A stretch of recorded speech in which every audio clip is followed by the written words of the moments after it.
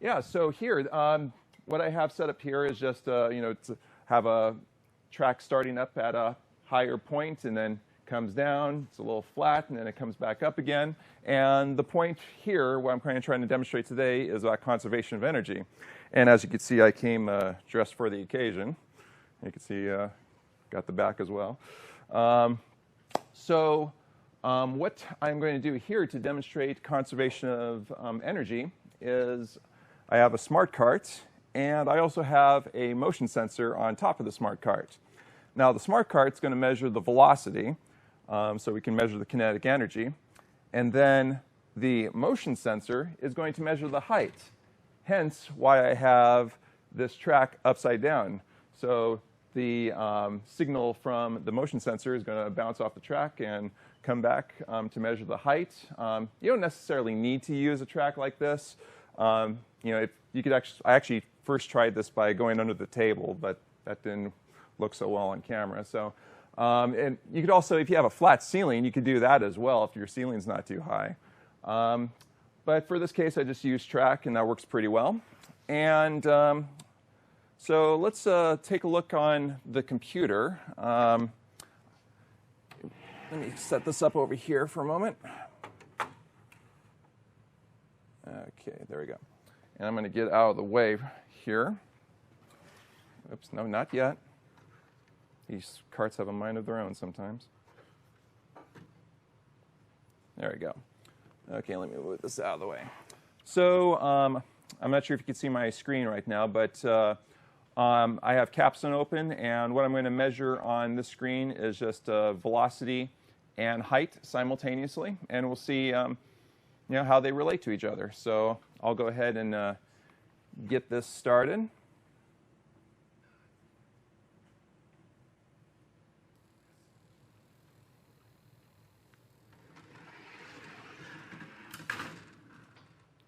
Okay.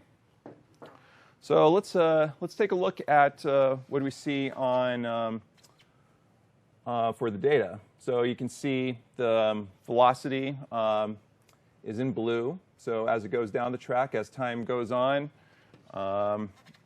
the speed increases, and then once it gets to the most lowest point, we see that it's constant at that point, and then it goes back up here, and then we have another constant section where it's flat over there. And we can also see with the height, they look kind of almost like a mirror reflection of each other. And one strange thing, though, is that we have these little bumps that are around 1.6 seconds and about 2.1 seconds. And that seems to be when it's going along the curved section. I'm not 100% sure what is causing those bumps. I've been trying to work that out all week. I thought it might have something to do with flexing in the track.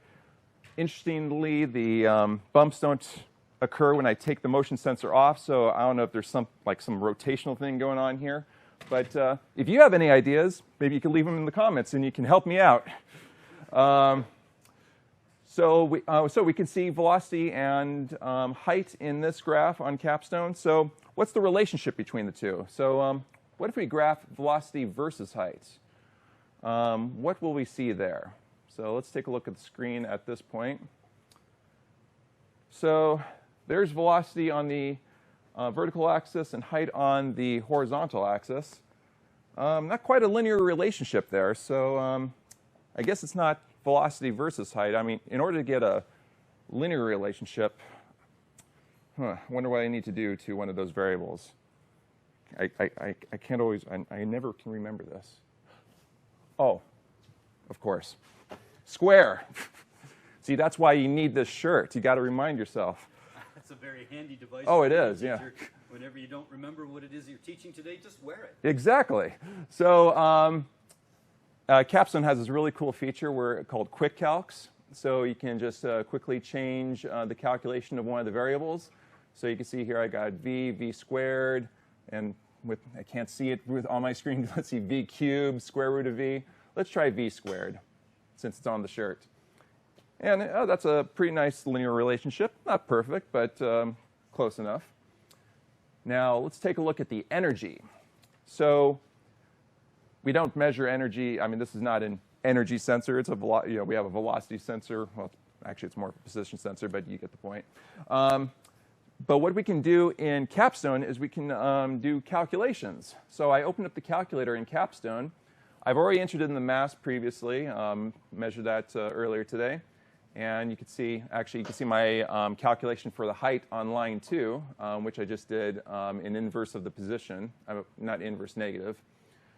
And here on line 3, we got kinetic energy, so 1/2 times the mass times velocity squared.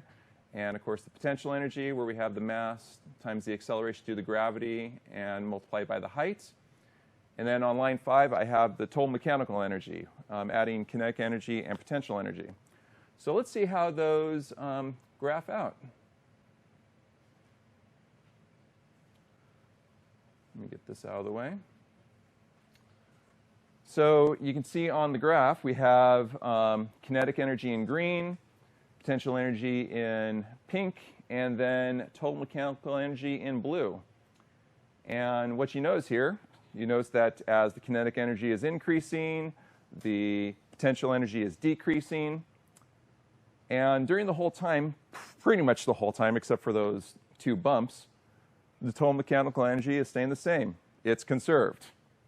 So I think this is, there's many ways you can do conservation of energy experiments. I think this is just another fun way that you can do it. And one nice thing is we actually do have a complete set that we sell. I think it's called the Smart Cart